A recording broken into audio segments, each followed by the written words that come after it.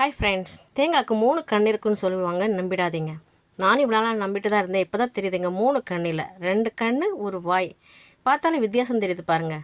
கண் மாதிரி இருக்கிறது வந்து கொஞ்சம் சின்னதாக இருக்குது, அது ஒரு ஷேப்பில் இருக்குது. கீழே பார்த்தீங்கன்னா மூக்கு, அது கீழே பார்த்தீங்கன்னா வாய், அது கொஞ்சம் பெருசாக இருக்குது. எப்போவுமே வாய் கொஞ்சம் பெருசுன்னு சொல்லுவாங்கள்ல, அந்த மாதிரி. அந்த கண்ணுக்கு இடையில வந்து ஒரு லைன் இருக்குல்ல, இந்த லைனில் நம்ம ஒரு இரும்பு கம்பியால் போட்டோன்னா மண்டை பொழந்துருன்னு சொல்லுவாங்கள்ல, அது மாதிரி 2ஆக பொழந்துருன்னாங்க. ஆனால் நான் எனக்கு பொழக்கவே இல்லைங்க. அடின்னு அடிச்சு மண்டை பொழந்துருச்சுங்க. இப்போ மண்டை பொழந்ததுக்கப்புறம் என்ன ஆகும்? தேங்காய் அழும். அழுதா என்ன ஆகும்? கண்ணீர் சிந்தும். அந்த கண்ணீரை நம்ம வீணாக்கிடக்கூடாது. அது தங்கம் மாதிரி. தங்கத்தை ஒரு ஜக்கில் எடுத்துக்கலாம், அதை எடுத்து குடிக்கலாம், இல்லாட்டி ஏதாவது சமையலுக்கு சேர்த்துக்கலாம். ஆப்பம் பண்ணும்போது இந்த தண்ணியை ஊற்றி பாருங்கள், ரொம்ப டேஸ்ட்டாக இருக்கும். ட்ரை பண்ணி பார்த்துருக்கீங்களா? இனிமேல் தேங்காய் உடைச்சா தண்ணி எடுத்து குடிங்க, இல்லாட்டி ஆப்பம் பண்ணும்போது அதில் சேருங்க. ஃப்ரிட்ஜில் வச்சு கூட நம்ம வந்து எப்போ ஆப்பம் பண்ணுறோம் அப்போ ஊற்றிக்கலாம்.